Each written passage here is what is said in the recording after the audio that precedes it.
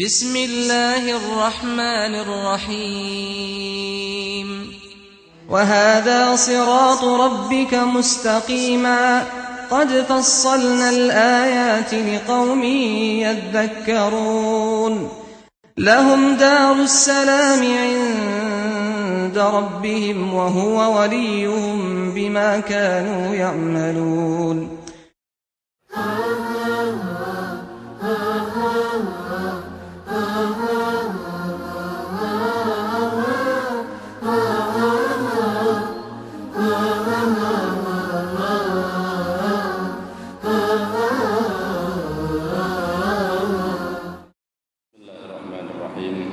Assalamualaikum warahmatullahi wabarakatuh. Alhamdulillah wassalatu wassalamu ala Rasulillah sayyidina Muhammad ibn Abdullah wa ala alihi wa ashabihi wa mawala amma ba'du. Fa inna ahsanal hadithi kitabullah wa khairal hadi hadi sayyidina Muhammad sallallahu alaihi wasallam wa syarrul umuri muhdatsatuha.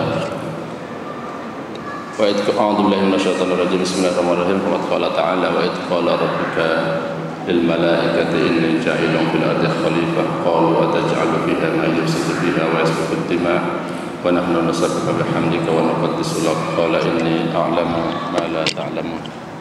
Langsung ini. Oke. Baik jamaah sekalian, alhamdulillah pada sore hari ini kita bisa berkumpul di masjid ini. Kita niatkan setelah kita sholat asar kita i'tikaf di dalam masjid ini. Kemudian barangkali yang punya waktu juga bisa diniatkan langsung menunggu sholat maghrib ya. Karena kalau kita sholat kemudian nunggu sholat berikutnya, maka selama masa tunggu itu kita bisa mendapatkan pahala seperti pahala melaksanakan sholat. Minimal sekarang kita niatkan i'tikaf sambil mengadakan taklim yang insya Allah sore hari ini kajian kita saya kasih judul dengan talbis iblis ya. Atau biar gampangnya adalah tipu daya iblis atau tipuan iblis. Boleh juga kita pakai istilah makar. Apa itu talbis? Nanti kita lihat pada slide berikutnya. Bismillahirrahmanirrahim. Yang pertama jamaah sekalian, ada beberapa hal sebagai muqaddimah pembuka tentang kajian talbis iblis ini. Jadi biar enak saya menggunakan istilah talbis daripada menggunakan istilah makar. Yang pertama bahwasanya kita harus mengetahui beberapa poin tentang iblis supaya kita bisa berhati-hati. Yang pertama bahwasanya iblis itu adalah makhluk yang panjang umur. Ini nomor satu Pak ya. Salah satu doa yang sering Bapak Ibu panjatkan buat orang-orang yang ulang tahun biasanya apa? Doa panjang umur Pak ya. Nah ini saya ajak koreksi gitu Pak ya. Termasuk doa untuk diri kita juga sering mengungkapkan atau minta kepada Allah Subhanahu wa taala supaya panjang umur. Saya di sini memberikan catatan, kalau berdoa sebaiknya jangan doa panjang umur, tapi doa agar umur kita diberkahi oleh Allah Subhanahu wa taala. Berkah atau barokah itu artinya adalah fihi khairun katsir, banyak kebaikan di dalamnya. Sebab kalau umurnya panjang tapi tidak banyak kebaikannya, itu malah lebih berbahaya. Seburuk-buruk umur itu kalau umurnya panjang, kelakuannya jelek, banyak dosanya, banyak maksiatnya. Sebaik-baik umur itu umurnya panjang tapi penuh dengan kebajikan. Ya setidak-tidaknya kalau tidak bisa panjang full penuh dengan kebaikan, ya bahasa gampangnya saya menggunakan istilah barokah aja. Ya Allah berkahilah umur kami. Dalil yang menunjukkan bahwasanya setan itu panjang umur mungkin semuanya sudah tahu, tapi ini menegaskan kembali ya. Yang ada di dalam surah Al-A'raf surah ke-7 ayat 14 ayat 15. A'udzubillahi minasyaitonirrajim. Ini firman Allah, qala anzirni ila yaumi yub'atsun qala innaka minal mundzirin. Hikayatan an iblis istilahnya. Jadi ini firman Allah menceritakan tentang apa kata iblis, permintaan iblis kepada Allah Subhanahu wa taala. Dia pernah minta kepada Allah Subhanahu wa taala, andirni ila yaumi yub'atsun. Tangguhkanlah aku ya Allah hingga hari mereka dibangkitkan. Maksudnya minta agar saya ini umurnya dipanjangkan sampai kapan? Sampai orang-orang itu pada mati. Nanti hari kebangkitan barulah saya mati. Saya pengen hidup terus, gitu kira-kira. Dan akhirnya dijawab oleh Allah Subhanahu wa taala, qala innaka minal mundzirin. Allah menjawab, engkau termasuk yang ditangguhkan. Nah, ini masalah panjang umur ya. Sekali lagi ini catatan pertama tentang iblis. Yang kedua, iblis dengan umurnya yang panjang dari dulu sampai sekarang belum mati-mati, Pak. Padahal kalau kita hitung dari hijrahnya Rasulullah sampai sekarang saja sudah 1400 tahun lebih. Kalau kita hitung dari lahirnya Rasulullah sekarang sudah mendekati 1500 tahun. Iblis itu sudah ada sejak sebelum Rasulullah Muhammad SAW lahir, dan sampai sekarang belum mati. Jadi belum ada yang mati dari iblis-iblis itu. Mereka masih hidup terus. Jadi umurnya sudah berapa ribu tahun. Dengan umurnya yang panjang itu, kerjaannya iblis apa? Fokus, Pak. Kalau bapak-bapak sering ikut training motivasi, kalau mau sukses, salah satunya kita harus fokus. Zaman sekarang itu bukan zamannya Superman, orang yang serba bisa. Mendingan kita memiliki satu kemampuan tapi detail, mendalam. Itu zaman sekarang lebih dibutuhkan daripada serba bisa tapi dikit-dikit semua, nggak ada yang ekspor. Nah, kalau bicara ekspor dan pengalaman, iblis juga merupakan makhluk yang sangat ekspor, sangat berpengalaman, karena pekerjaannya fokus. Dari dulu kerjaannya cuma itu aja, apa? Menyesatkan manusia, godain orang. Siapapun dia, tugas dia, iblis dengan bala tentaranya adalah menggoda manusia untuk menjadi sesat sekian tahun lamanya. Maka di situ ada catatan saya, pesan moralnya apa? Kalau kita menjadi orang yang sudah lumayan berpengalaman, mungkin ada yang pengalaman nyupir, mungkin ada yang pengalaman jadi akuntan, mungkin ada yang pengalaman jadi dokter, mungkin ada yang pengalaman jadi guru, mungkin ada yang pengalaman jadi konsultan pajak dan lain sebagainya. Jangan ujub, jangan takabur. Ya, masih ada kok makhluk yang lebih expert, lebih berpengalaman dari kita tuh ada. Nah, expert atau pengalaman itu tidak menjamin kesalehan seseorang. Bukan berarti saya mendorong bapak-bapak, ibu-ibu, jamaah untuk tidak pengalaman. Tetap pengalaman, tapi lihat-lihat pengalaman dalam bidang apa. Tidak setiap expert pengalaman kerja yang sudah lama, yang sudah hebat itu menjamin kebaikan kita di hadapan Allah Subhanahu wa taala.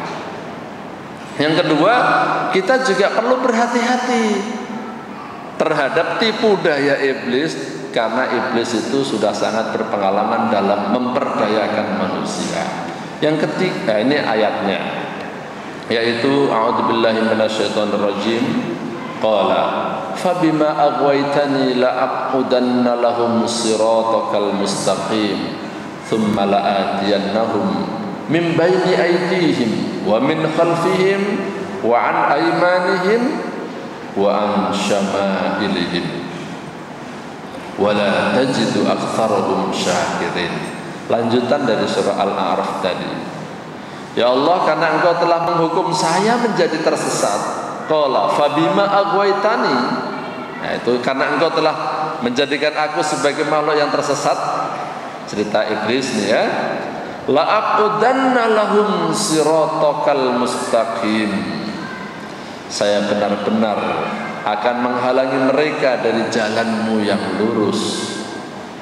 Tsumma la'atiyannahum, kemudian saya akan mendatangi mereka min baini aydihim, dari depan, wa min khalfihim, dari belakang, wa an aymanihim, dari kanan, wa an syama'ilihim, dan dari kiri. Artinya setan itu akan menggoda manusia dari berbagai arah, dari berbagai penjuru, dari berbagai sisi kehidupan. Tidak ada manusia yang luput dari godaan setan. Nanti mungkin ada yang bertanya, kalau para ustadz gimana? Kalau para kiai gimana? Saya katakan, jangankan cuma seorang kiai, seorang ustadz, Nabi juga itu masih digoda sama iblis, dan ada yang berhasil. Nabi Rasul itu pun masih digoda. Saya tidak bermaksud untuk merendahkan derajat seorang Nabi dan Rasul, sama sekali tidak.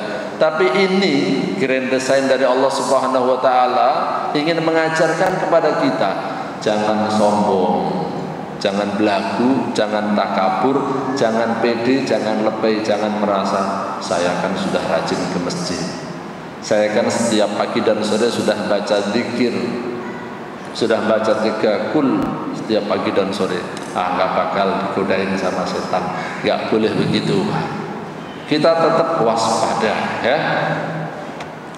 Catatan yang ketiga tentang iblis, sebelum kita berbicara tentang talbisnya, iblis tidak pandang bulu, dia pantang menyerah, dia akan menggoda siapa saja.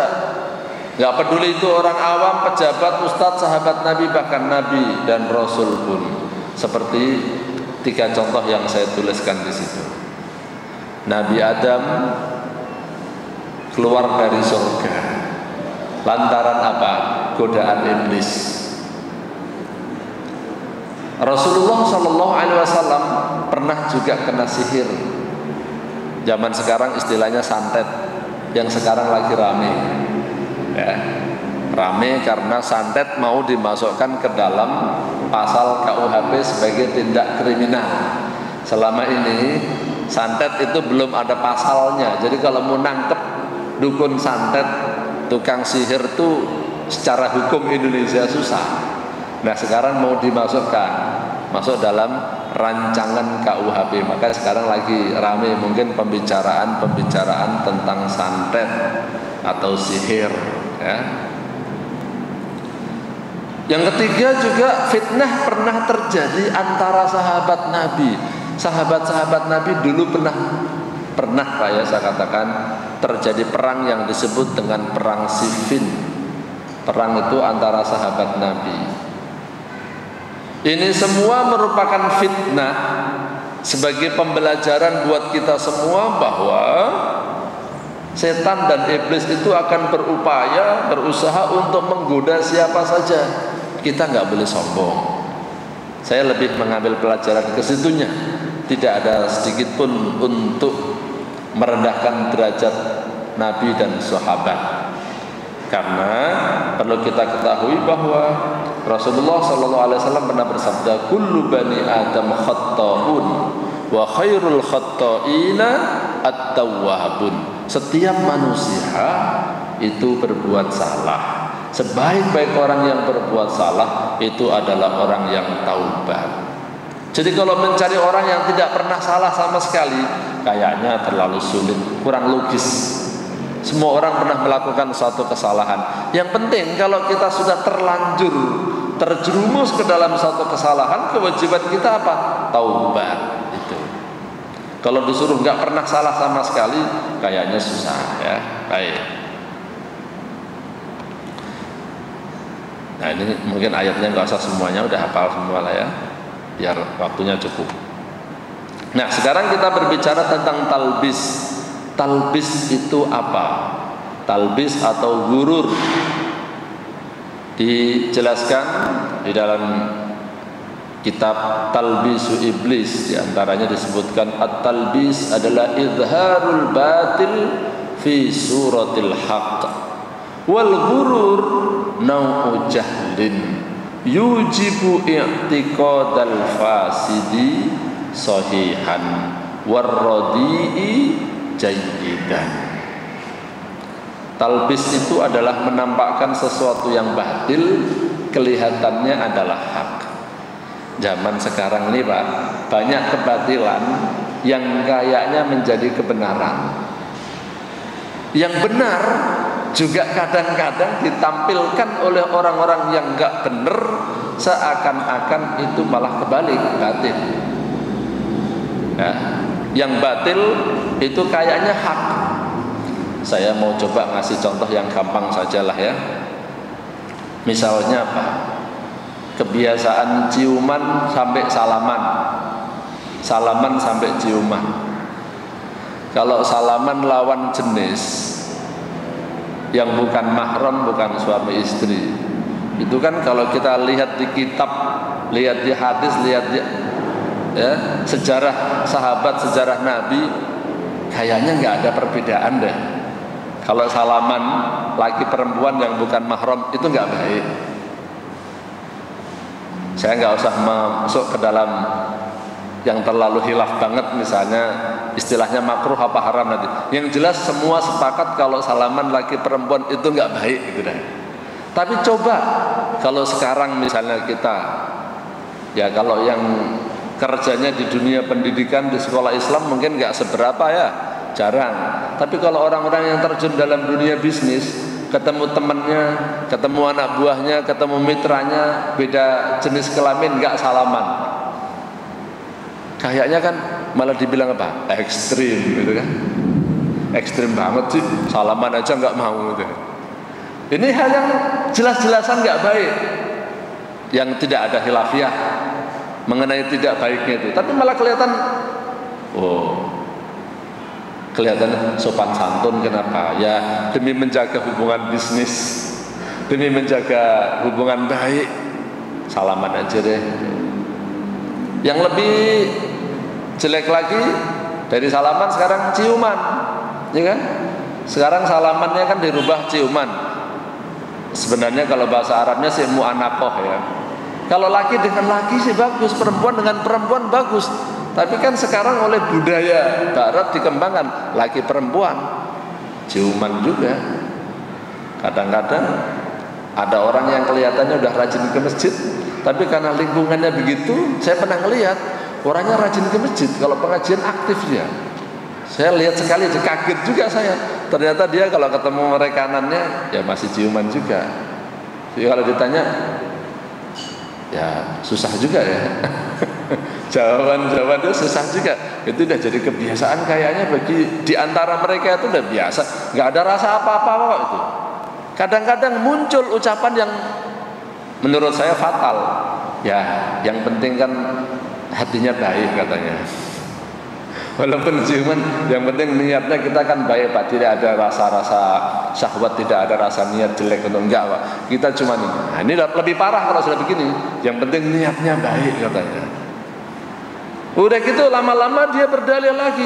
Lah kan hadisnya innamal a'malu binniyat. Yang penting niatnya baik katanya. Itu lebih kacau banget. Ini contoh talbis Pak. Menampakkan sesuatu yang batil kelihatannya hak.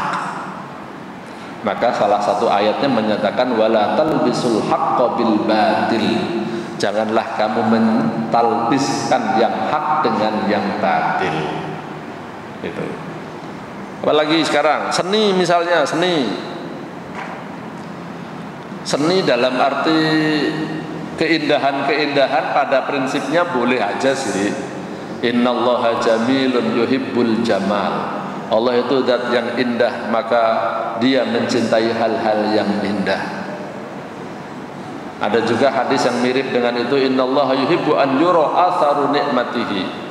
Allah juga senang kalau nikmat yang diberikan oleh Allah itu tampak pada kita. Jadi kalau memang bisa bikin rumah bagus, ya, duitnya ada, halal, silakan saja. Tapi seni ini dikembangkan sampai akhirnya apa? Seni tubuh itu loh. Jadi macam-macam deh sekarang yang namanya seni tubuh gitu kan ya. Body art, mulai dari tato itu body art kan. Judulnya mereka ngasih pemasarannya kan body art. Seni tubuh saya kira apa? Tato. Dari tato sampai nanti ya menampakkan tubuh atau aurat sebenarnya, itu dianggap seni. Foto-foto porno, gambar-gambar porno dianggap ini kan seni katanya. Yang dulu pernah kita demo besar-besaran umat Islam anti pornografi, tapi ya banyak diingat aja siapa sih dulu yang anti terhadap RUU pornografi itu dulu siapa. Saya nggak usah menyebutkan nama-nama orang. Ternyata ada juga tokoh-tokoh, calon-calon pemimpin kita yang dulu itu senang banget dengan pornografi. Ketika pemerintah membuat rancangan undang-undang anti pornografi, dianggap ini melawan hak-hak asasi manusia dan tidak cinta terhadap seni dan lain sebagainya. Inilah talbis, ya. Jadi talbis itu menampakkan sesuatu yang batil kelihatannya hak. Kalau gurur, nah itu yang salah dianggap benar, yang buruk dianggap baik. Jadi ada kedekatan antara talbis dengan gurur. Tapi kira-kira sedikit perbedaannya. Kalau talbis itu boleh dikatakan sengaja banget nih Pak. Kalau talbis itu sengaja. Sebenarnya orang-orang itu tahu kalau ini batil, tapi ditampakkan kelihatannya gimana caranya, dikemas sedemikian rupa sehingga kelihatannya hak. Tapi kalau gurur itu kan diterjemahkan sebagai apa? Tertipu. Ya, wa mal hayatud dunya illa mataul ghurur. Kehidupan dunia itu tidak lain adalah tipu daya. Nah, kalau gurur itu mungkin rada halus sedikit. Kadang-kadang karena ketidaktahuan kita, hal-hal yang batil kita anggap hak, yang hak kita anggap batil. Maaf kalau ada yang dari Padang ya. Di Padang itu kan ada pepatah, adat bersendikan sarak, sarak bersendikan kitabullah. Adat itu berasal dari syariat, syariat itu berasal dari kitabullah. Maka melawan adat itu berat banget di Padang. Mohon maaf nih kalau ada yang dari Padang ya. Saya juga orang Jawa sih, tapi istri saya Padang gitu kan. Istri saya Padang. Di antara yang saya pernah menentang itu apa? Dalam masalah perkawinan. Perkawinan itu yang berhak mengizinkan sebenarnya yang jadi walinya adalah bapaknya istri, bukan paman. Saya bilang kalau paman mau usul, paman memberikan ide, boleh-boleh aja. Tapi orang tua pengantin perempuan itu yang paling berhak menentukan mengenai siapa calon pasangannya. Nah ini kalau di Padang itu kan yang paling menentukan, ini kalau yang masih kuat kan mama ya. Mama itu paman. Paman itu pun justru paman dari jalur ibu. Padahal kalau nasab dalam Islam itu kan patrilineal, dari jalur ayah, bukan dari jalur ibu.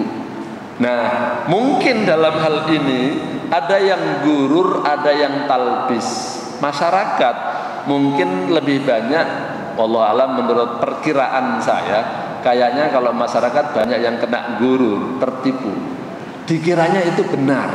Semua adat yang ada di Padang itu berasal dari syariat. Syariat itu dari kitabullah, maka tidak boleh melanggar ketentuan-ketentuan adat.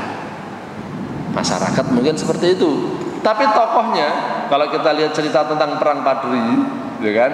Jangan-jangan ini merupakan talbis dari ya Belanda ataupun penjajah itulah ya waktu dulunya, supaya orang itu mempertahankan budaya-budaya. Sekarang juga banyak. Misalnya apa? Dengan dalih mempertahankan adat istiadat dan budaya asli Indonesia. Kadang-kadang itu jadi kedok. Bisa talbis, bisa gurur. Misalnya apa?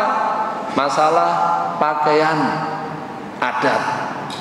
Kalau pengantenan itu kecenderungannya sekarang orang apa? Akan menggunakan pakaian adat. Adat mana? Nah, masing-masing kan? Nah, banyak sekali pakaian-pakaian adat. Mohon maaf kalau yang dari Jawa, saya ngasih contoh yang dari daerah saya sendiri aja, biar tidak berniat untuk menjelekkan atau menyinggung, tapi yang saya tahu kira-kira. Jawa misalnya, pakaian adatnya untuk ibu-ibu apa? Kebaya. Kebaya itu bagaimana modelnya? Pakaian perempuan yang kulitnya itu di dalamnya masih kelihatan kan?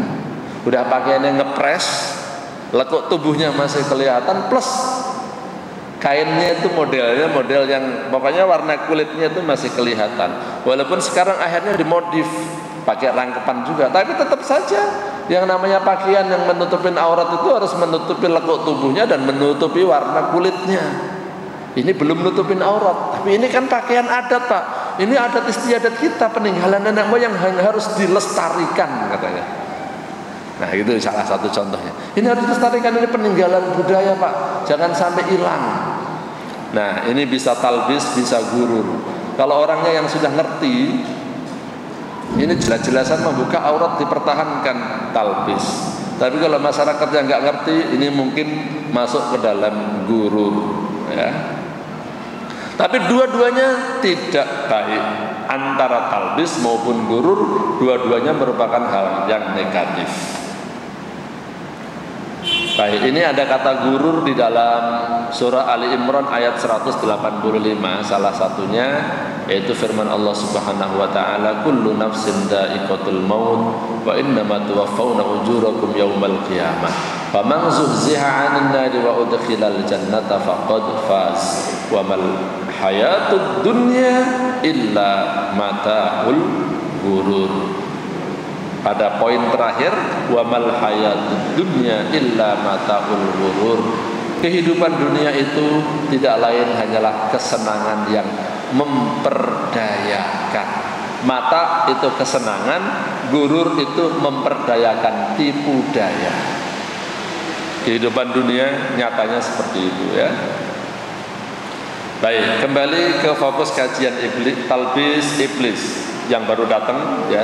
Saya ulang secara singkat biar gak bingung yang baru datang, ya. Jadi kajian saya hari tentang talbis iblis. Muqaddimahnya ada 3 poin tentang iblis. 1, iblis adalah makhluk yang panjang umur.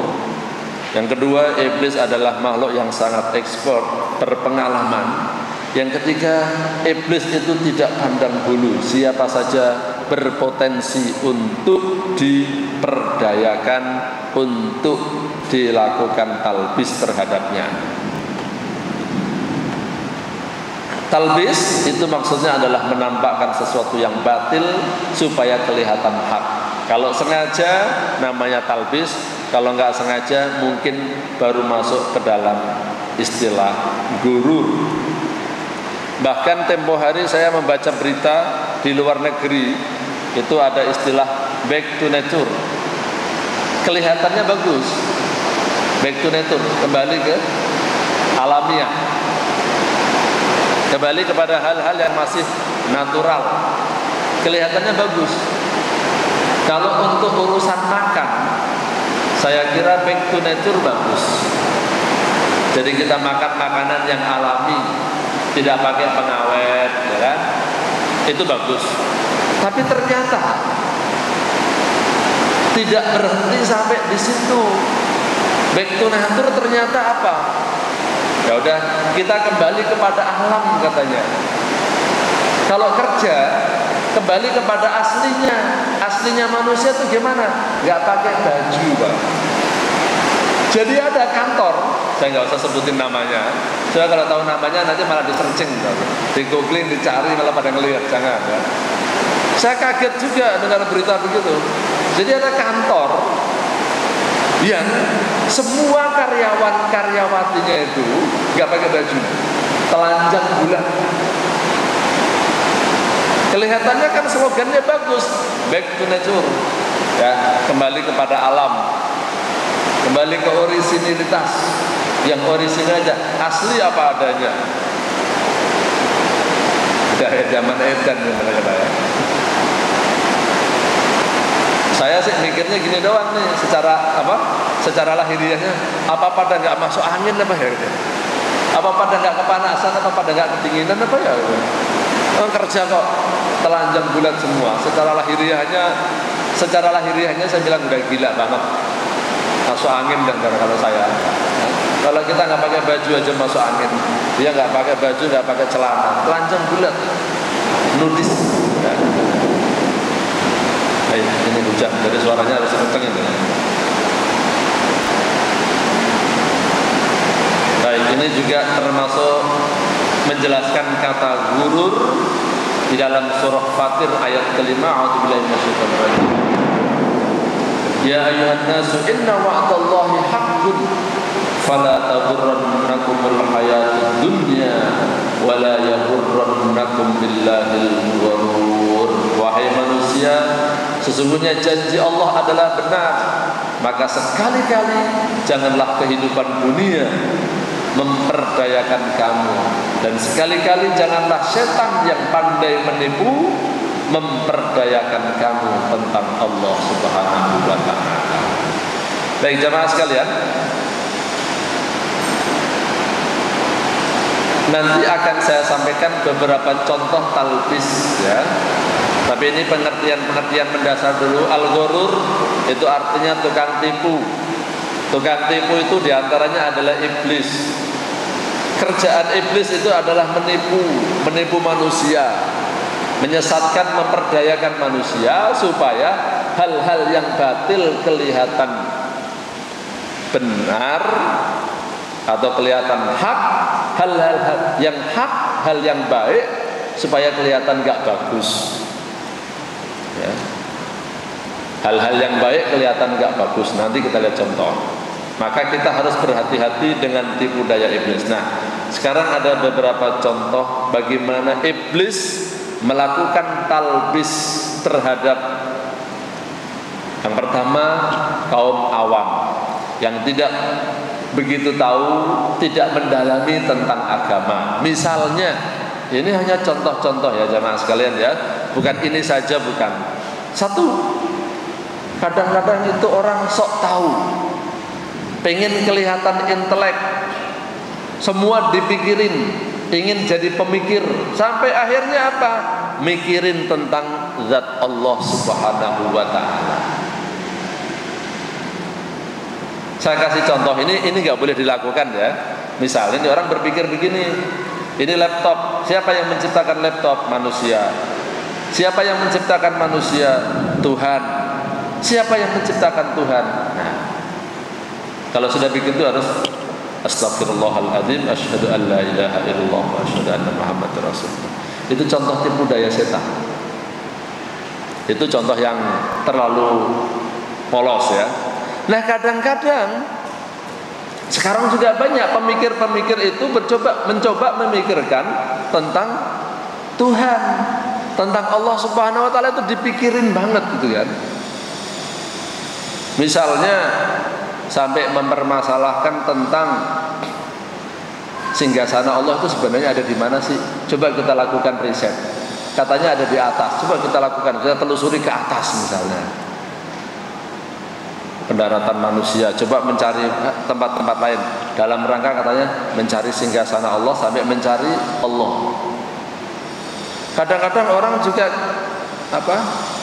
mikirin, kalau saya sebenarnya ngasih contohnya agak nggak enak juga, kalau udah mikirin zat Allah itu masalahnya udah berarti kalau ada yang kepleset itu kadang-kadang itu bisa sampai kepada syirik ataupun kufur gitu ya. Syirik ataupun kufur. masalah penciptaannya, masalah temen, ya, masalah perkembangbiakan, masalah tempat dan lain sebagainya. Udahlah, kita ngikut kepada hadis Rasulullah, tafakkaru fil khalqi wala tafakkaru fil khaliq. Kamu berpikirlah tentang ciptaan Allah, gak usah mikirin Allah. Kalau gampangnya saya bilang, akal kita gak bakal nyampe. Orang kita mikirin laptop, mikirin komputer, ilmu tentang komputer aja gak bakal bisa semua kok. Saya gak yakin ada orang yang pinter tentang komputer semuanya, gak mungkin sih. Ada yang pinter hardware-nya, dia gak pinter software-nya. Ada yang pinter software-nya, dia gak pinter hardware-nya. Ada yang pinter software, tidak semua software dia tahu tentang software apa, begitu kan. Kadang-kadang saya ketemu gambar-gambar karikatur yang merendahkan Islam, menghina terhadap Islam. Saya tanya yang pinter-pinter komputer, ini gimana caranya supaya gambar ini bisa dihapus, di-delete? Gak bisa juga. Di internet itu kan banyak orang-orang dari non-muslim, orang-orang yang gak suka dengan Islam, kadang-kadang melecehkan Islam. Saya gak usah sebutkan contohnya, tapi saya ngelihat.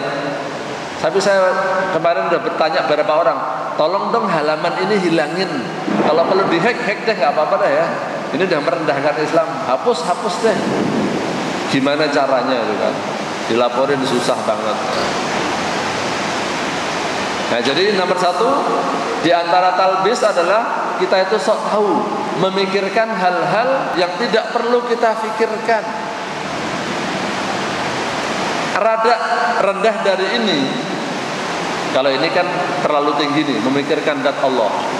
Kadang-kadang mahasiswa, murid, jamaah orang ngaji itu juga digoda dengan pertanyaan-pertanyaan yang gak ada gunanya, Pak. Waktu saya belajar dulu dikasih contoh sama guru saya begini.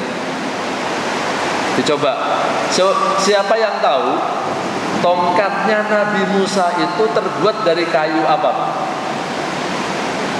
Tongkatnya Nabi Musa terbuat dari kayu apa? Kayu apa, Pak? Mikir ya. Satu lagi, guru saya yang lain ngasih contoh. Kalau misalnya saya nanti mendarat di bulan, saya pergi ke bulan, bagaimana cara sholat saya? Saya harus menghadap kemana, Pak? Coba yang benar gimana, Pak? Kalau saya nanti pergi ke bulan, lalu bagaimana cara saya menghadap kiblatnya? Saya pernah ditanya sama guru saya begitu. Saya dan beberapa teman saya. Setelah kita berlomba-lomba untuk menjawab, guru saya bilang begini, kalau saya ditanya begitu, saya akan jawab begini. Ini nomor handphone saya, tulis. Nanti kalau ente mau berangkat ke bulan, telepon saya atau SMS, nanti saya jawab. Ngerti maksudnya kan, Pak ya? Jadi saya ulang lagi pertanyaannya. Guru saya mulainya memancing dulu. Saya mau bertanya kepada kalian. Kalau ada yang datang kepada kalian nanya, kalau ada orang mendarat ke bulan, pergi ke bulan, bagaimana cara sholatnya? Sekarang satu sama salah saja. Kiblatnya kemana? Harus menghadap kemana? Utara, barat, selatan, timur. Orang pada mikirin jauh-jauh kan? Teman-teman saya sekelas. Dan jawab masing-masing. Setelah selesai, guru saya cuma bilang begini, kalau saya ditanya begitu, saya kasih nomor telepon aja. Ntar kalau mau berangkat, telepon saya, nanti saya jawab. Artinya apa? Masyarakat itu sekarang kadang-kadang kepingin kelihatan intelek, suka menanyakan hal-hal yang tidak ada gunanya, hanya untuk kelihatan intelek, biar dia kelihatan paling pinter di kelas misalnya, kelihatan paling kritis, tapi tidak ada pengaruhnya terhadap ketakwaan dia dan kedekatan dia kepada Allah. Itu nggak ada, itu cuma ditanya-tanya doang. Sekarang kalau tongkatnya Nabi Musa kita tahu misalnya dari kayu mauni misalnya, buat apa coba, Pak? Pengaruhnya buat ketakwaan kita buat amal kita apa gitu loh. Kalau kita membuang-buang waktu melakukan survei misalnya hanya untuk meneliti tongkatnya Nabi Musa dari kayu mana, kayu apa namanya, gunanya apa, ya. Harusnya kita itu kalau mau bertanya tentang ilmu boleh aja, tapi kayak pertanyaan para sahabat Nabi kepada Nabi. Di antaranya apa? Ya Rasulullah, tunjukkan kepada saya amalan yang terbaik ya Rasulullah. Ya Rasulullah, tunjukkan kepada saya amalan yang bisa masuk surga. Ya Allah, tunjukkan kepada saya amalan yang bisa menyelamatkan saya dari neraka. Itu contoh-contoh ya. Bukan sekedar untuk intelektualitas. Nah, kita seringkali terjerumus. Makanya ini disebutkan di dalam Al-Quran, la tas'alu an asya'a in tubdalakum tasukum.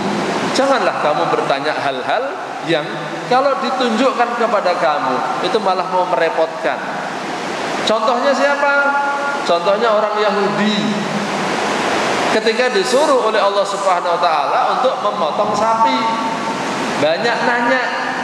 Tapi sebenarnya itu bukan bertanya, mempertanyakan.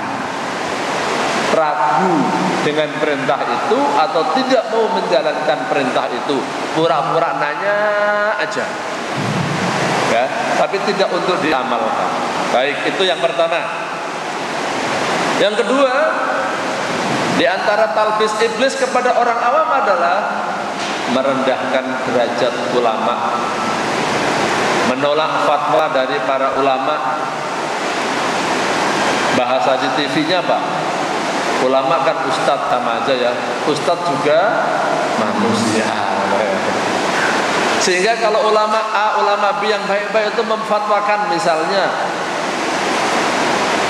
jangan bermuamalah dengan riba, jangan merokok, wajib menutup aurat misalnya. Fatwa-fatwa yang jelas begitu saja. Nah, itu kan fatwa ulama. Sebenarnya fatwa ulama itu ada dari Quran bukan sih? Malah ada yang bertanya begitu. Ya. Kemarin ada yang nanya kepada saya, emang fatwa ulama dengan Quran itu bedanya sih? Ada nggak sih fatwa ulama itu dalilnya dari Quran? Ya. Jadi jamaah sekalian, Allah Subhanahu wa taala juga berfirman, "Innama yakhshallaha min ibadil ulama." Sesungguhnya hamba yang bertakwa, yang takut kepada Allah itu adalah ulama. Ya, maka kita tidak boleh merendahkan derajat para ulama. Memang repotnya sekarang ini seperti dalam tulisan Imam Ibnu Taimiyah, seingat saya, ada auliya syaitan, ada auliya rahman, ada ulama syaitan, ada ulama rahman. Ada ulama yang beneran, ulama rahman, ada orang-orang yang tidak ulama tapi dianggap ulama. Itu. Masyarakatnya juga begitu juga masalahnya, awamnya begitu. Jadi asal ada orang pakai pakaian, pakai sorban, ya, pakai jubah, pakai sorban, itu udah dianggap ulama aja. Padahal baca Quran aja nggak bisa. Banyak kan zaman sekarang begitu kan. Penampilan itu menjadi ukuran masalahnya. Orang awam sering tertipu dengan seperti itu. Ya. Baik, berikutnya lebih menghormati dan memuliakan mutazahidin daripada memuliakan ulama. Jadi zaman sekarang itu orang lebih suka kepada orang yang kayak ulama, yang pakaiannya rapi-rapi begitu, yang kegiatannya kadang-kadang pengajiannya itu cuman apa ya, kayak tasawuf begitu loh ya. Tapi tasawuf pun bukan tasawuf yang bener gitu loh ya. Tasawufnya pun bukan tasawuf yang bener, tasawuf yang sesat. Yang penampilannya gampangnya saya mau ngomong kurang enak. Ya mohon maaf lah, nggak 100% begini ya. Maksud saya begini, kalau orang di Jakarta dan sekitarnya ini Jabotabek, itu asal ngelihat dia keturunan Arab, terus pakai pakaiannya pakaian Arab, udah deh, dianggap Habib aja udah. Ya. Walaupun orang itu nggak ngerti apa-apa, yang nggak sholat juga dipanggil Habib juga gitu ya.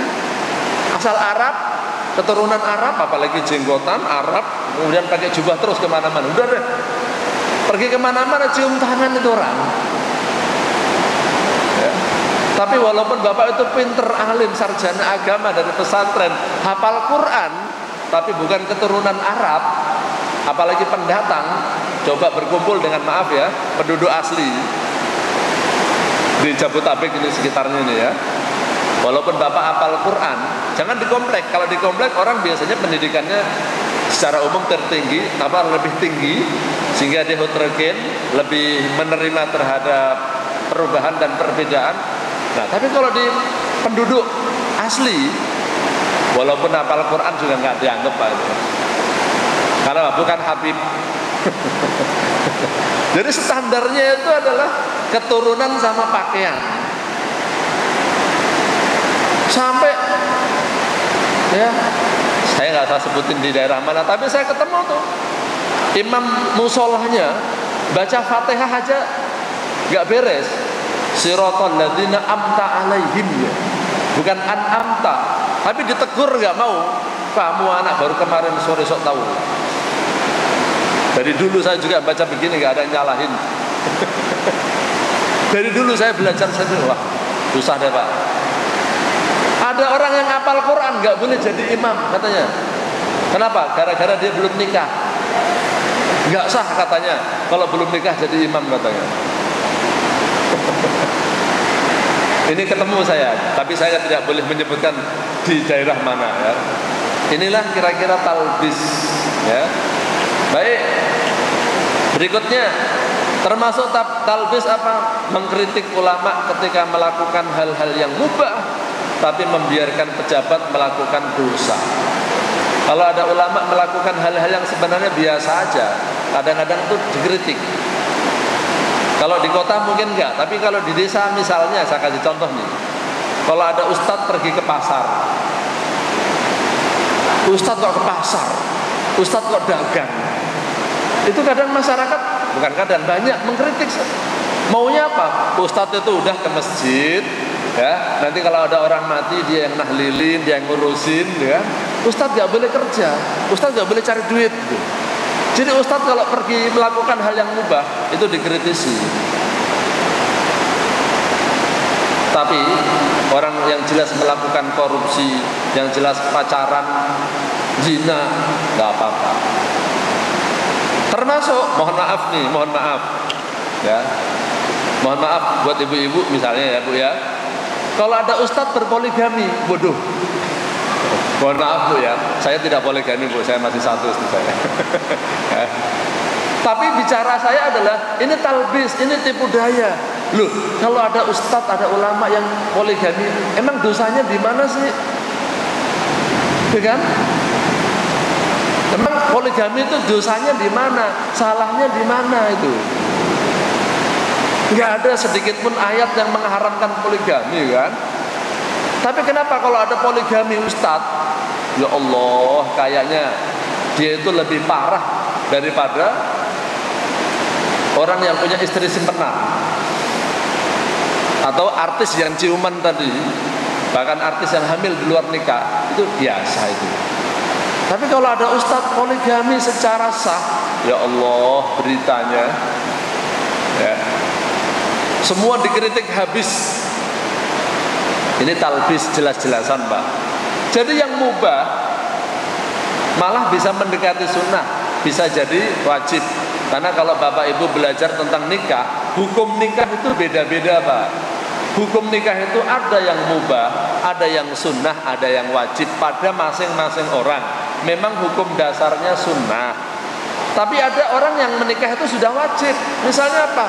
Dia kalau nggak nikah udah terjerumus, bakal terjerumus ke dalam perzinaan. Udah, kalau begini wajib dia nikah. Jangan ditunda-tunda. Ya. Tapi ada yang nikah mungkin mubah, dia nggak kepengin juga, nggak mampu juga, gitu kan? Itu malah bisa makruh kalau nggak mampu. Kenapa? Nanti kalau dia nikah beneran tersiksa lah istrinya misalnya kan, nggak dikasih makan, nggak diapa-apain misalnya. Jadi ini contoh talbis. Kalau ada ustadz, ada ulama yang melakukan hal-hal yang mubah, aduh, Contohnya yang paling jelas, kalau di Indonesia ini poligami itu ya, habisin pokoknya. Tapi kalau ada pejabat yang korupsinya berapa? Oh dikit, cuma segitu doang. Oh dia udah minta maaf doang, tapi duitnya nggak dikembalikan, ya kan? Pejabat punya istri simpenan biasa dan seterusnya ya. Yang kelima, mengklaim dirinya sebagai keturunan atau pengikut orang soleh dan dia bangga dengan kesalehan nenek moyangnya, dia sendiri tidak. Mohon maaf, banyak orang di Indonesia mengklaim mengatakan dirinya sebagai saya ini pengikut Imam Syafi'i. Dia bangga-banggain Imam Syafi'i. Maaf ya sekali lagi, saya tidak bermaksud menjelekkan, tapi nanti mau saya tunjukkan benernya gimana. Misalnya ada orang yang setiap hari dia maunya pakai kunut, dia nggak pakai. Ada orang yang nggak pakai kunut. Kalau saya kan madhabnya Syafi'i, saya pakai kunut. Misalnya, wah nggak banggain banget kayaknya sebagai pengikut Imam Syafi'i. Imam Syafi'inya orang baik-baik Pak, saya katakan, saya jamin baik. Tapi perilaku dia itu nggak mau ngikutin Imam Syafi'i. Misalnya apa? Misalnya kalau dia wanita, Imam Syafi'i, atau kalau dia pria deh, sama aja pria ataupun wanita, Imam Syafi'i itu pernah ngadu kepada gurunya, syakautu ila waqi'in an su'i hifdzi fa arsadani ila tarkil ma'asi. Beliau mengadu kepada gurunya yang bernama Imam Waqi', wahai guru, kenapa kok hafalan saya sekarang jelek, saya banyak lupa. Maka guru saya mengasih tahu, menunjukin, tinggalin maksiat. Betul. Saya berbuat salah apa ya? Sampai ditegur saya, guru saya bilang saya tinggalin maksiat kalau mau hafalannya bagus. Mikir, inget apa ya? Ternyata beliau ingat, oh iya, tempo hari saya pas berjalan, ada wanita berjalan, kena angin pakaiannya, tersingkap, kelihatan betisnya. Saya lihatin itu betisnya. Astagfirullahaladzim, ini rupanya maksiat yang membuat saya banyak lupa. Itu cuma ngelihat betisnya doang Pak. Nah kalau kita ngelihat apanya? Katanya pengikut Imam Syafi'i. Mana Imam Syafi'i? Yang mana juga? Ya. Orang-orang wanita yang mengklaim sebagai pengikut Imam Syafi'i juga begitu. Nah katanya pengikut Imam Syafi'i, ya, pakaiannya, wah, naudzubillah min dzalik, ngebuka aurat sampai seperti itu. Imam Syafi'i itu, nih ya, Imam Syafi'i itu mengatakan memang muka wanita itu bukan aurat. Kalau sholat itu wanita mukanya dibuka, jangan pakai cadar. Tapi kalau di luar sholat, katanya, yang baik itu pakai cadar. Walaupun saya tidak memerintahkan sampai ke sana. Tapi kalau ada yang pakai cadar, maksud saya kita harus tahu itu loh ya. Jangan menganggap negatif yang pakai cadar juga itu. Ya terus terang istri saya juga belum pakai cadar ya. Tapi saya mau kasih contoh.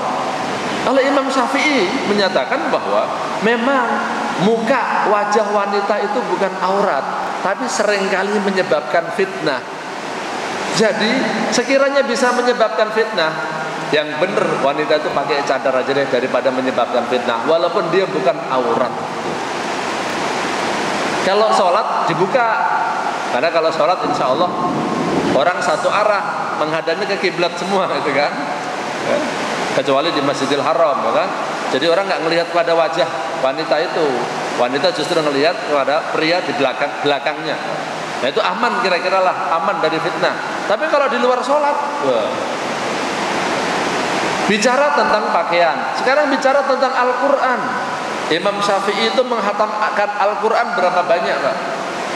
Berapa kali dalam satu bulan? Sekarang kita ngatamin Quran berapa lama? Kan? Imam Syafi'i itu hampir setiap hari hatam Quran. Seringkali beliau menghatamkan Al-Quran dalam satu hari satu malam hatam. Ya. Kadang orang bingung, Pak, satu hari satu malam hatam gimana? Bacanya gimana? Ya ukurannya jangan Bapak yang baca. Ukuran orang yang sudah hafal Quran, baca satu juz paling berapa sih? Yang lancar. Coba kalau Bapak lancar baca surat Al-Fatihah, baca Fatihah biasa normal. Berapa detik, berapa menit. Nah, sekarang Bapak lihat misalnya Al-Quran itu 1 juz 20 halaman. Sekarang Bapak baca 1 halaman yang lancar deh. Mulai dari Qul huwallahu ahad sampai Qul a'udzu birabbil nas 1 halaman tuh. Itu berapa detik? Kaliin 20. Orang kalau sudah lancar, paling kan baca Quran itu kan 20 menit, 30 menit.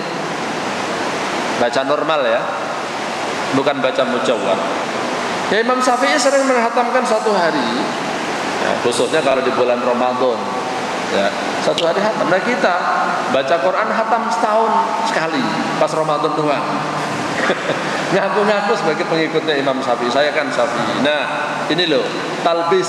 Dia cuma membangga-banggakan imamnya, membangga-banggakan tokohnya, membangga-banggakan nenek moyangnya doang, tapi nggak mau mengikuti perilakunya. Itu aja dia udah bangga banget gitu loh. Tapi, nah, nggak mau ngikutin. Sebenarnya senang dengan perilaku para ulama itu bagus, tapi orang sering merasa dengan mengaku sebagai kelompoknya aja dia udah cukup gitu loh. Saya pernah ketemu orang juga, saya suruh baca Quran minimal 1 hari 1 juz lah, saya bilang begitu. Ustaz, kalau 1 hari 1 juz kan dikit.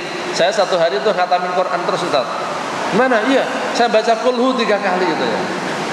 Jadi nggak usah baca Quran yang lain. Udah baca Qul huwallahu ahad aja 3 kali setiap hari. Kan sudah sama dengan hatam, Ustaz. Ngapain baca 1 juz lagi gitu ya. Ini bener ini, kejadian itu. Ini talbis juga. Maksud Rasulullah, ya kamu baca surat Al-Ikhlas itu pahalanya gede banget. Maka bacalah 3 kali setiap pagi dan sore. Bukan berarti ayat yang lain nggak usah dibaca gitu, bukan. Tapi orang pahamannya salah. Udah nggak usah baca yang lain. Baik, jamaah sekalian, udah jam 4:30. Biasanya sampai jam berapa nih? Habis ini kita buka tanya jawab lah ya, tambah sedikit. Habis itu kita tanya jawab atau sharing ya. Saya percepat ini. Contoh talbis iblis terhadap ahli ibadah, mengutamakan pelaksanaan ibadah daripada mencari ilmu. Ini talbis, ya. Kadang-kadang kita lagi ada pengajian ba'da maghrib sampai isya misalnya, nanti orang itu malah apa? Dia sholat sunnah dilama-lamain, habis itu malah dikir sendirian. Padahal dikir dengan mencari ilmu pahalanya gedean mana? Ya kan? Sholat sunnah dibanding dengan mencari ilmu itu pun bahkan lebih tinggi mencari ilmu. Kalau memang tidak ada waktu lagi untuk mencari ilmu kecuali itu, waktu tersebut, dan harus meninggalkan sholat sunnah, lebih baik mencari ilmu. Ya. Sebab kalau kita menjalankan ibadah nggak ada ilmunya, tambah kacau balau nanti ya. Jadi mencari ilmu itu pahalanya lebih besar. Contoh lagi, saya sering melihat tuh kadang-kadang imamnya sudah tahiyat. Imamnya sudah tahiyat, sudah bangkit dari sujudnya tahiyat akhir. Ini makmumnya masih sujud lama banget. Ini salah satu contoh talbis menurut saya. Kenapa? Loh, kalau sholat berjamaah itu disuruh ngikutin imam, Pak. Kalau imamnya udah bangun, dia bangun. Jangan terus biar kelihatan alim, sujudnya dilama-lamain sendiri. Salah itu. Mudah-mudahan sih bukan talbis, mudah-mudahan gurur ya. Jadi kalau nanti kalau ada yang begitu, tolong jangan langsung dibilang talbis nih ya. Takutnya dia belum tahu. Hari ini pas dia nggak ngaji, jadi nggak tahu itu kan. Dia mengira itu baik, tapi itu salah. Sholat jamaah ngikut imam aja. Kalau imamnya udah bangkit kita. Kalau kepengen sujudnya lama, nanti sholat sunnah sendiri. Sholat tahajud, sujudnya yang lama silahkan, doa sepanjang-panjangnya nggak apa-apa. Tapi kalau sholat berjamaah jangan begitu. Biasa aja ngapa gitu ya. Yang kedua, supaya bisa membaca Al-Quran yang banyak, akhirnya membaca Quran tanpa tajwid atau tartil. Nah, ini orang-orang, saya kepengen menghatamkan sehari sekali misalnya, niru Imam Syafi'i, tapi karena dia belum lancar, asal bacanya ngebut aja, ya, akhirnya nggak sesuai dengan ilmu tajwid, ngejar target, bersetoran hataman.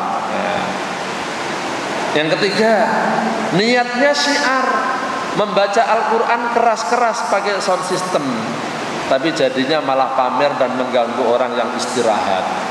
Jam 3 malam Bulan Ramadan baca Quran pakai speaker di masjid.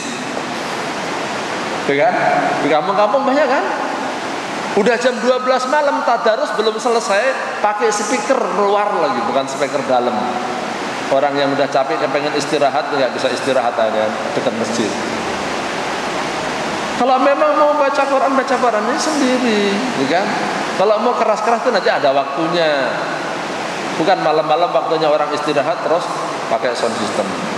Udah gitu bacanya banyak salahnya lagi. Yang dengerin tambah gatel. Bacanya nggak sesuai tajwid. Ini kadang-kadang di kalangan santri memperbanyak saum sunnah, puasa Senin Kemis, tapi karena puasa katanya, kok kamu nggak belajar, kamu nggak ngaji? Lapar pak katanya, lemes pak katanya. Kenapa lagi puasa? Ngejar puasa sunnah yang wajib belajar malah ditinggalin. Tuh. Belajar kan wajib. Kalau puasa Senin Kemis kan sunnah. Kalau kamu puasa sampai meninggalin belajar, salah itu. Ya.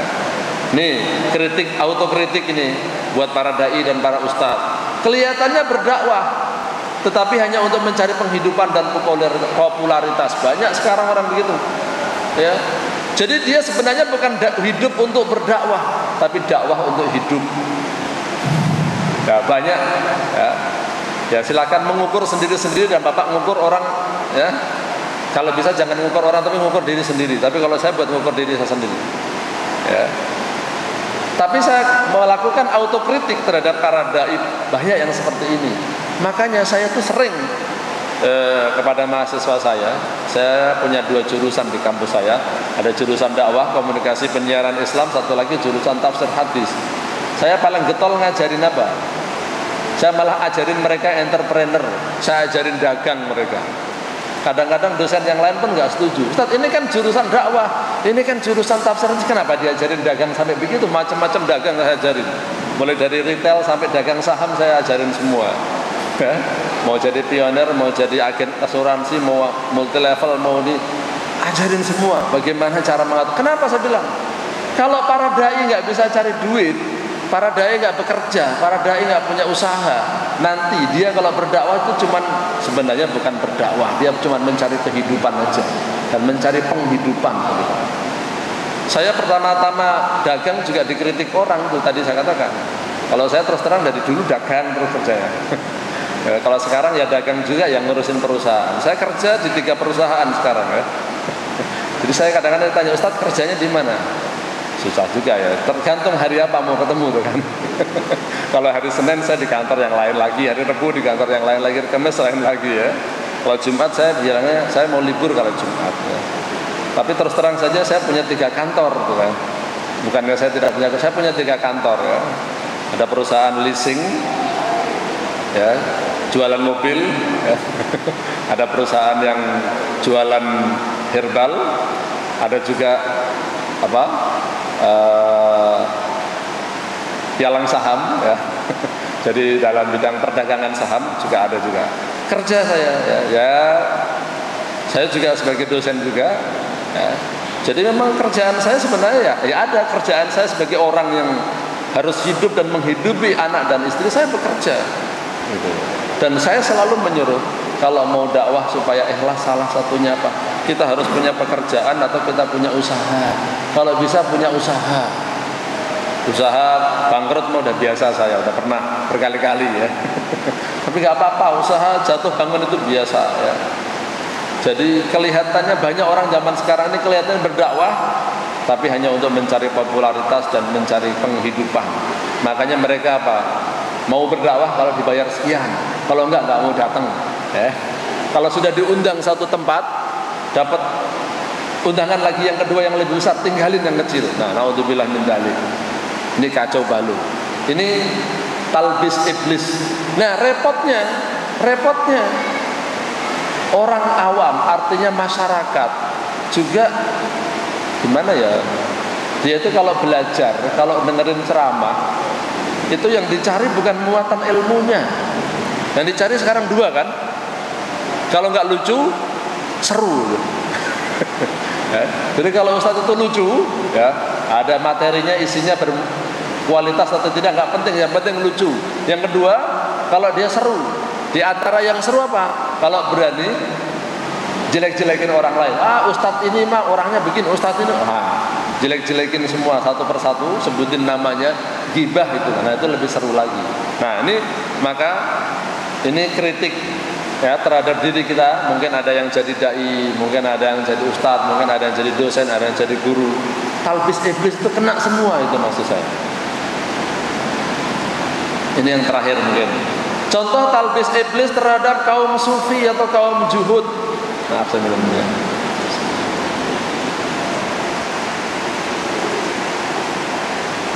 Meninggalkan aktivitas dunia sama sekali, tidak bekerja mencari maisha sehingga keluarganya terlantar. Alasannya apa? Berdakwah. Alasannya apa? Berzikir. Alasannya apa? Mendekatkan diri pada Allah.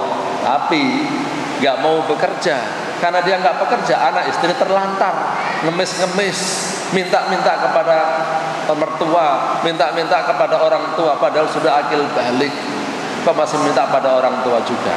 Alasannya apa? Sibuk ibadah katanya, sibuk berdakwah. Ini juga salah, ya. Karena memberikan nafkah kepada istri dan anak juga wajib. Yang namanya ibadah itu tidak harus di masjid dari pagi sampai pagi lagi. Ya, sesuai dengan konteksnya, sesuai dengan waktunya. Yang kedua, meninggalkan masjid, majelis taklim atau dakwah dengan alasan melakukan uzlah. Di kalangan sufi kadang-kadang begitu. Uzlah itu nyepi. Dia mengucilkan diri pergi ke gunung misalnya, ya, pergi ke gua, nggak mau berbaur dengan masyarakat. Kenapa? Masyarakat sudah banyak dosa katanya. Daripada saya banyak dosa begitu, udahlah saya sendiri aja. Sholatnya dia nggak mau ke masjid. Kenapa? Sholatnya dia mau lebih khusyuk katanya. Sholatnya di rumah aja karena masjidnya berisik katanya. Ini talbis, terus terang saja ya. Saya katakan bapak-bapak khususnya buat kaum laki-laki, sholat di masjid berjamaah walaupun berisik dibanding dengan di rumah walaupun bapak khusyuk bisa sampai nangis, tetap aja saya katakan lebih baik di masjid walaupun berisik. Syukur kalau bisa di masjid yang tenang begitu kan. Tapi dibanding dengan bapak bisa sholat sendirian di rumah, ini untuk sholat wajib ya maksud saya ya. Untuk sholat wajib walaupun bapak di rumah bisa sampai khusyuk, sampai nangis dia bilang gitu, sampai bisa keringetan misalnya, tidak akan lebih baik jika dibanding dengan sholat berjamaah di masjid. Ini talbis iblis. Ini kadang-kadang saya repotnya apa? Saya mendakwakan seperti ini. Penceramah-penceramah di TV, di radio kadang-kadang ditanya, ya nggak apa-apa, yang penting sholat katanya. Kalau sholat di rumah gimana Pak Ustadz? Ya apa-apa, yang penting sholat katanya. Asal ada juga yang rada halus, nggak apa-apa, yang penting berjamaah di rumah sama istri sama anak katanya. Mana dalilnya ya? Tetap saja di masjid itu lebih baik ya. Baik, berikutnya. Nah udah habis ya. Ini tadi contoh-contoh talbis. Kalau ini nanti step-step atau bagaimana iblis melakukan langkah-langkah dalam menggoda manusia. Saya buka pertanyaan dulu, silahkan. Barangkali ada yang mau berbagi pendapat, berbagi ilmu atau bertanya, silahkan. Silahkan, silahkan.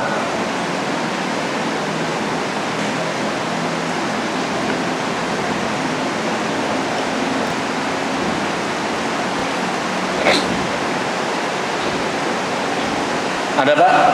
Kita rencananya sampai jam 5 nih. Saya insya Allah nanti maghrib ada di masjid lain soalnya. Ada jadwal di masjid lain. Jadi saya sampai jam 5. Lewat-lewat sedikit boleh lah. Tapi tidak sampai setengah 6 ya.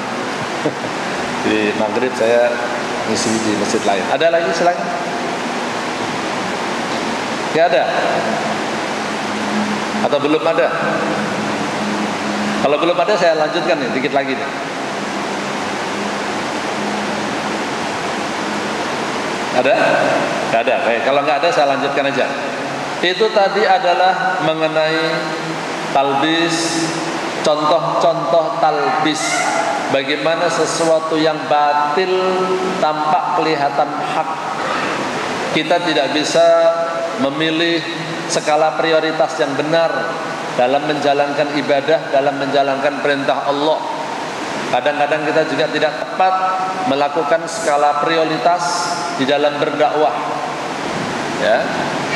Nah sekarang saya ingin berbicara tentang step iblis dalam mentalbis. Langkah-langkah setan dalam menggoda manusia itu gimana? Hal ini diperingatkan oleh Allah Subhanahu wa taala dalam surah Al-Baqarah, di antaranya dalam surat ayat 168, A'udzubillahi minasyaitonir rajim. Ya ayyuhan nasu kulu mimma fil ardi halalan thayyiban wa la tattabi'u khutuwatis syaitan. Kata-kata wala tattabi'u khutuwatis syaitan diulang lagi dalam ayat 208. Ya ayyuhalladzina amanu dkhulu fis-silmi kaffah wala tattabi'u khutuwatis syaitan innahu lakum aduwwum mubin. Kalau diartikan, kalau saya tulis artinya, saya artikan saja sendiri ya.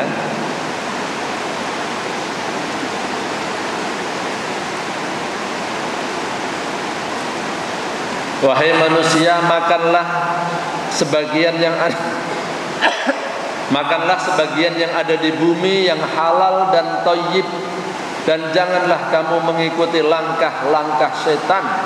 Sesungguhnya setan itu adalah musuh yang nyata bagi kalian. Wahai orang-orang yang beriman, masuklah ke dalam agama Islam secara kafah, secara total, dan jangan mengikuti langkah-langkah setan. Sesungguhnya setan itu adalah musuh yang nyata buat kalian. Ada lagi, jadi wala tattabi'u khutuwatus setan, ada juga dalam surah Al-An'am. Kulu mimma razaqakumullah wa la tattabi'u khutuwatis syaitan innahu lakum aduwwum mubin. Makanlah di antara yang diberikan oleh Allah kepada kalian, dan jangan mengikuti langkah-langkah setan. Sesungguhnya setan itu adalah musuh yang nyata buat kalian. Ya, Bapak perhatikan, Ibu perhatikan. Wala tattabi'u khutuwatis syaitan innahu lakum aduwwum mubin. Ayat 169, ayat 208, surah Al-An'am 142. Wala tattabi'u khutuwatis syaitan innahu lakum aduwwum mubin. Yang ingin saya tekankan, setan itu adalah musuh. Maka kita pun harus menempatkan setan sebagai musuh. Jangan menempatkan setan sebagai teman. Menempatkan setan sebagai teman, contohnya apa? Dalam ilmu sihir dan santet itu minta bantuan setan, ya. Menjadikan setan sebagai teman. Kalau zaman sekarang modern, contohnya apa? Setan sebagai teman hiburan, setan sebagai alat hiburan. Ini di TV kan sekarang udah banyak kan, artisnya setan. Setan sebagai artis. Daripada dia bayar artis orang mahal-mahal, setan dijadiin artis, ya. Udah gitu setan sekarang jadi tontonan itu ya. Saya kadang-kadang bingung juga ya, gimana tuh? Setan ini kan dari kita tempatkan sebagai musuh, sesuatu yang terkutuk ya. Malah zaman sekarang lagi, setan tuh kayak malah jadi bagi nama-nama produk. Kayaknya kalau, mohon maaf nih kalau misalnya ada yang punya atau yang suka ya, misalnya jangan sebutin inilah, pokoknya nama makanan di belakangnya ada setan, setan gila gitu kan. Ini jadi setan itu kayak jadi teman kita itu, ya makan setan yuk gitu kan, makan ini setan gitu kan loh. Kayak jadi teman. Jadi kalau dengar kata setan itu bayangan kita bukan sebagai makhluk yang terkutuk gitu. Setan itu oh, enak loh, oh gitu kan. Ini salah satu cara iklan sebenarnya Pak. Ini iklannya setan memperdayakan manusia begitu. Memang iya. Jadi dalam teori komunikasi massa memang Pak ya, kalau ada orang memusuhi misalnya nih, orang dulu itu musuhan banget sama yang namanya Israel atau Yahudi. Orang Islam dulu kalau dengar kata Yahudi, Israel, wah bayangannya, karena dia baca Quran kan, orang yang terkutuk itu Yahudi monyet gitu kan, yang pernah disabda dikutuk oleh Allah sampai jadi monyet. Bayangan kalau dengar kata Yahudi itu jelek banget. Yahudi nggak mau Pak dengan cara seperti itu. Akhirnya apa? Dia itu berupaya bagaimana berita-berita tentang Yahudi, berita-berita tentang Israel itu ada disebar, ada pokoknya berita setiap hari. Lama-lama orang mendengar berita tentang Israel, Yahudi, Israel, Yahudi. Jadi apa sekarang? Kayaknya kalau dengar Israel atau Yahudi biasa lagi. Itu kan nama negara aja. Israel itu negara, Arab itu negara, Saudi negara, Mesir juga negara. Jadi kalau dengar kata Israel, nggak apa-apa kayak. Nggak ada bayangan buruk, itu nggak ada. Ya. Kalau ketemu orang Yahudi juga gitu, apalagi orang Indonesia ya, apa istilahnya inferior ya. Oh itu kalau ketemu orang bule, kalau ketemu orang asing itu kayaknya hebat aja kan. Kalau di dunia kerja, kalau asal itu dia ekspatriat, bule, gajinya gede. Ya Pak ya, standarnya beda kan dalam dunia kerja. Konsultan itu kalau bule, ya, wah itu kayaknya udah hebat itu. Ini perusahaan bonafit nih. Sampai hotel, tukang masak aja, ini tukang masaknya bule loh langsung. Wah kayaknya keren banget begitu. Gajinya mahal banget, padahal masaknya masakan Indonesia. Tapi ini chefnya ini asli loh, ini bule loh gitu kan. Kebanyakan Yahudi juga itu. Nah, jadi itu cara bagaimana sesuatu yang buruk supaya tidak menjadi buruk. Itu caranya diantaranya adalah menjadi familiar dulu dengan masyarakat. Maka dalam teori jadi komunikasi masa lagi sebenarnya, kalau dalam Islam kejahatan itu mestinya nggak usah dipublikasikan. Yang dipublikasikan itu adalah penegakan hukum terhadap kejahatan. Contohnya yang sekarang lagi rame ini mutilasi, kan? Saya sering menyebut ini, tapi ya nggak tahu nih. Saya kan bukan pemerintah, saya bukan pejabat, jadi saya ngomongnya ya tidak banyak berpengaruh. Mudah-mudahan di sini ada yang punya pengaruh, itu kan pejabat itu kan. Indonesia ini sekarang kebebasan pers kan judulnya kan. Ini kadang-kadang kebablasan gitu loh, kebablasan. Tidak semuanya benar ya. Saya juga tidak mengatakan kebebasan pers salah, tidak. Tapi banyak yang menyalahgunakan, sehingga dengan kebebasan pers itu apa? Semuanya diomongin. Ya, sampai mutilasi pun diceritakan sampai seperti itu. Motifnya apa, motongnya pakai apa, modusnya bagaimana, dibuangnya kemana. Akhirnya apa masyarakat? Jadi belajar malah. Orang-orang yang tadinya itu mau membunuh takut, karena sekarang ada berita pembunuhan. Oh dia caranya begini, caranya begini. Dan gitu setelah ujung-ujungnya apa? Di penjara 1 tahun. Cuma di penjara 1 tahun aja deh, gak apa-apa. Apalagi tempat-tempat mesum, tempat maksiat, zina, kadang-kadang dikupas kan dalam bedah. Apalah saya tahu acaranya, tempat prostitusi di daerah ini, tarifnya segini, orangnya umurnya segini, diceritain semua. Ngapain itu juga? Itu dalam konsep Islam sebenarnya nggak boleh. Ya, saya tidak ragu-ragu ini ya. Dalam hal menurut agama Islam sebenarnya kemaksiatan itu tidak boleh disebarluaskan. Di antara dalilnya apa? Hadisnya di antaranya jelas. Man satara musliman satarahullahu yaumal qiyamah. Atau kama qala Rasulullah. Siapa yang menutupin aib orang lain, maka Allah akan menutupin aibnya nanti di hari kiamat. Kalau pakai ayat la yuhibbullahul jahra bisu'i minal qawli illa man dulim. Kemaksiatan, kejahatan itu tidak perlu dipublikasikan ke sana kemari, kecuali orang yang didolimi dia boleh mengangkat kepada pengadilan. Jadi yang diberitakan, kalau nanti dalam surah An-Nur juga disebutkan, kalau misalnya ada orang yang berzina, sekarang sudah terbukti dia berzina, dirajam atau dicambuk. Nah, yang diumumkan seorang pelaku pemerkosaan dihukum mati. Nah, itu aja dipublikasikannya. Bukan bagaimana cara dia berbuat zinanya, modusnya, tempatnya di mana. Itu malah orang jadi belajar cara berbuat maksiat. Gitu. Kelihatannya apa? Ini bagian daripada talbis. Ini kan kebebasan pers katanya. Ini tapi yang kebablasan saya katakan. Jadi menurut saya tetap harus ada aturan, harus ada koridor. Bukan berarti bebas terus bebas segala-galanya. Sebab kebebasan itu juga jangan sampai mengganggu kebebasan orang lain. Ini kadang-kadang urusan rumah tangga orang lain, ya. Misalnya ada seorang yang hampir cerai. Sebenarnya masalahnya kecil, tapi karena ada wartawan, wah tahu, mau dicatat, mau diberitain nih. Akhirnya masalahnya tambah runyam gitu kan. Padahal masalahnya masalah pribadi, masalah rumah tangga aja kan. Mestinya kan nggak usah dipublikasikan, itu urusan rumah tangganya lah, biar dia menyelesaikan gitu.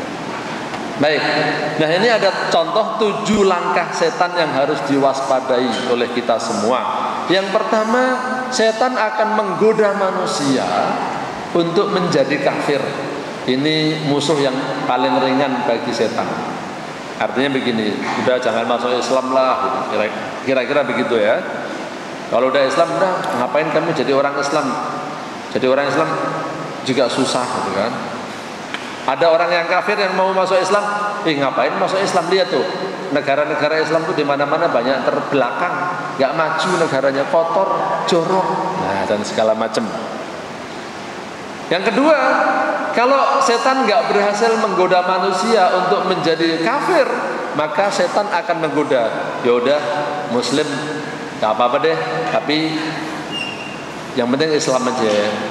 Yang wajib-wajib nggak usah dijalanin, yang haram-haram tempat dikerjain.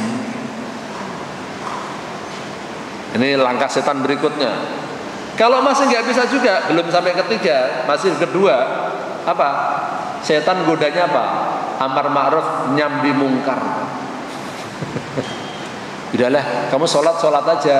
Tapi kalau masalah pacaran itu kan nggak apa-apa, biasa itu. Nah, contohnya begitu.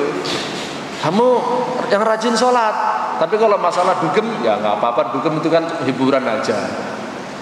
Jadi yang ma'ruf dijalanin, yang mungkar dijalanin juga. Sehingga dia bukan amar ma'ruf nahi mungkar, slogannya amar ma'ruf nyambi mungkar. Inilah talbis iblis, godaan setan, bagaimana dia memperdaya manusia. Yang ketiga, kalau masih nggak bisa juga, itu orang digoda begitu. Nah, kita akhirnya digoda untuk meninggalkan yang sunnah-sunnah. Nah, itu kan sunnah, nggak usah lah. Silaturahim kan nggak wajib. Yang penting bisnis kita berjalan lah, gitu kan. Baca Quran kan nggak wajib kan. Yang penting kan kita pernah baca aja, nggak harus menghatamkan sebulan sekali kan. Udah. Ya ini baca berita kan penting buat supaya kita nggak ketinggalan zaman. Nah, ya jadi yang sunnah nanti ditinggalin. Ya. Yang keempat, kalau digoda seperti itu masih nggak bisa juga. Nah ini jalanin yang wajib dan juga yang haram, campur semua. Yang kelima, masih nggak bisa juga, digoda untuk melakukan yang makruh. Mohon maaf nih kalau misalnya ada ahli hisab, untuk tukang rokok misalnya. Ahli hisab, masih tukang hisab misalkan. Dia dari ya rokok itu kan nggak haram. Memang ada yang mengatakan haram, tapi kan nggak semuanya haram. Nggak apa-apa lah ngerokok. Begitu ngerokok di masjid, ngerokok di depan muridnya, merokok di sekolahan atau di depan kelas. Naudzubillah min dzalik. Ini kalau ada yang jadi guru ya, saya tuh paling nggak suka itu kalau ada guru ya, ngerokok di hadapan muridnya itu ya. Apalagi di dalam kelas begitu. Saya tuh terus terang paling secara pribadi saya nggak suka, dan saya biasanya protes di dalam sekolah. Kalau bapak bilang makruh, oke lah, silakan, saya tidak mau berdebat dalam khilafiyah. Tetapi ada nggak yang mengatakan rokok itu bagus? Nggak ada kan? Kalau nggak ada, kalau bapak mau ngerokok aja, tapi ngumpet gitu loh. Sebagai guru jangan di depan murid ngerokok begitu, di dalam kelas lagi, di dalam ruangan. Ya. Jadi kalau mahasiswa saya sekoros terus terang saja. Kemudian ada yang ngerokok di dalam kampus, langsung aja saya panggil. Itu udah tahu kan, sopan santun lah saya bilang. Ente mau bilang makruh, mau bilang apa, nggak peduli saya ya. Tapi ini wilayah saya bilang. Ini dalam wilayah kewajiban saya untuk melakukan penertiban. Kalau ente ngerokok di dalam kampus itu nggak sopan, saya bilang. Nah, ente nggak usah kuliah di sini. Kalau ngerokok ente ngumpet silakan. Atau ngerokok ente di luar kampus itu tanggung jawab ente. Tapi kalau di dalam kampus saya bilang tidak pada tempatnya, saya bilang. Secara peraturan pemerintah pun ente melanggar peraturan. Ya, saya bilang ya, tidak boleh dalam aturan pemerintah, peraturan daerah, apalagi di Jakarta kan, ngerokok di lingkungan pendidikan, ngerokok di masjid itu nggak boleh, saya bilang. Denda itu, ya, penjara, ya, bisa dipenjara.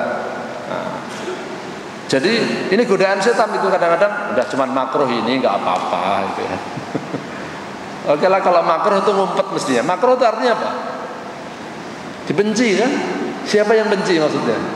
Dibenci Allah, dibenci Allah kok pamer-pamer itu loh ya. Dibenci Allah kok dipamerin. Baik, yang keenam, melakukan yang wajib dan yang sunnah, sudah meninggalkan yang haram dan makruh, tapi dicampurin dengan bid'ah. Bahkan kadang-kadang dicampur dengan syirik. Dicampur dengan syirik.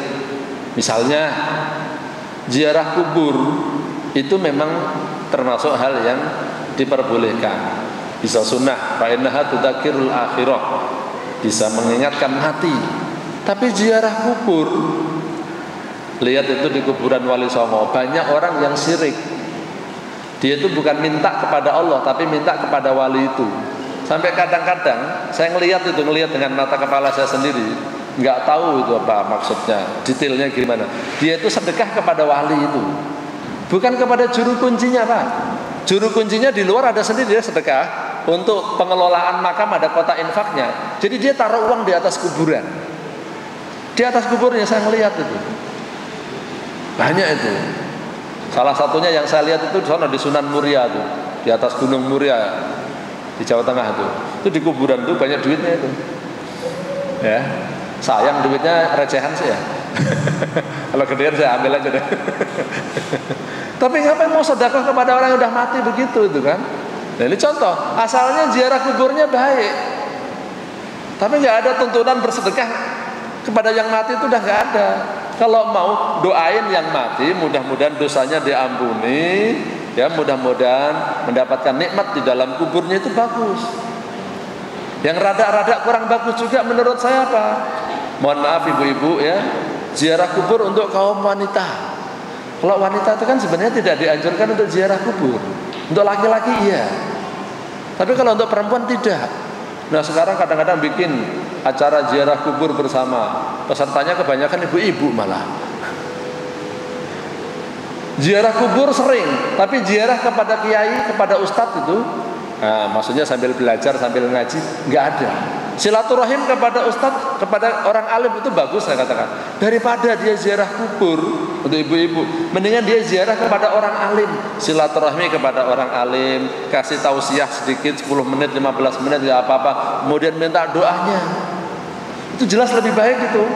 Silaturahim untuk ibu-ibu ya Bu ya.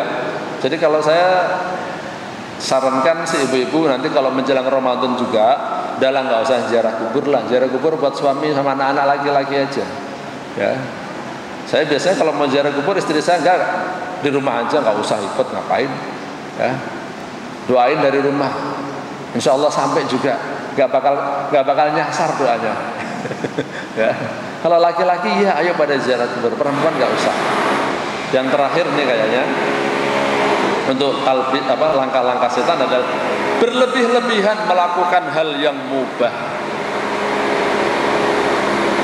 Contohnya hari ini mungkin ada main bola ya Pak.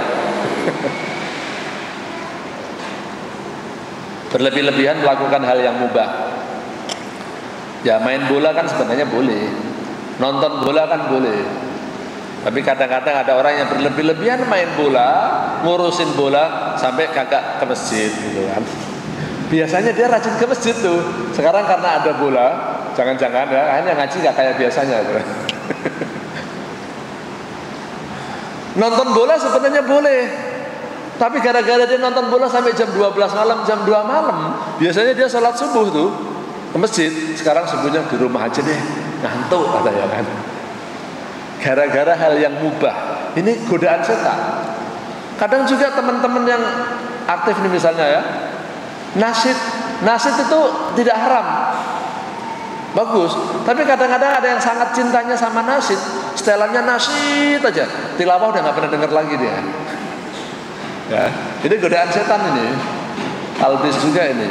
Maka jangan sampai walaupun itu ada hal yang mubah, kita jangan berlebih-lebihan. Makan itu mubah, tapi bilang ini makan, mumpung ada enak nih, makan sampai kenyang, ya kan? Sampai akhirnya nggak bisa berdiri, itu kan? Tar dulu kekenyangan nih. Berlebih-lebihan melakukan hal yang mubah yaitu makan. Ini juga merupakan salah satu talbis, salah satu godaan tipu daya setan terhadap manusia. Nah, demikianlah jamaah sekalian, ya. Beberapa hal yang bisa saya sampaikan. Kalau ini saya bacakan saja. Ada daerah-daerah yang banyak atau yang rawan, yang kemungkinan di situ ada setannya, atau contoh-contoh godaan setan yang dalam hal lain. Satu, kalau ragu-ragu dalam sholat, itu termasuk godaan setan, ya. Jadi artinya walaupun sholat, setan itu masih mau menggoda. Yang kedua, daerah yang rawan banyak setannya apa? WC. Makanya kalau masuk WC harus baca doa. Jangan di dalam WC berdoa sebelum masuk WC. Pasar itu juga banyak setannya, rawan, ya. Namanya orang dagang, untuk sumpah palsu, untuk bohong segala macam, godaan-godaan di situ banyak. Yang keempat, orang kalau tidak sholat tahajud atau tidak sholat malam, nah itu rawan bakal kena setan.